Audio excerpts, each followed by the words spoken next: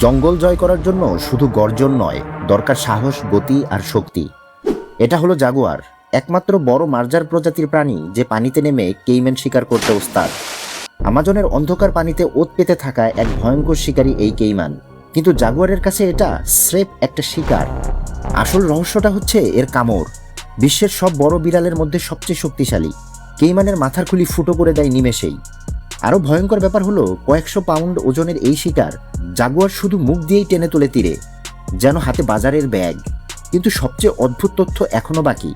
এই 90 কেজির ট্যাঙ্ক শুধু শক্তিশালীই না, ঘন্টায় 80 কিলোমিটার গতিতে দৌড়াতে পারে। আর পানিতে এক্সপার্ট সাঁতারু, এমনকি গাছেও উঠে যায় অনায়াসে। মাটি হোক, গাছ হোক বা নদীর জল, জাগুয়ারের কাছে সবকিছুই তার নিজের রাজত্ব। প্রকৃত রাজা সে, যে শুধু শক্তিতে নয়, দক্ষতা, ভারসাম্য আর আত্মবিশ্বাসে এগিয়ে থাকে।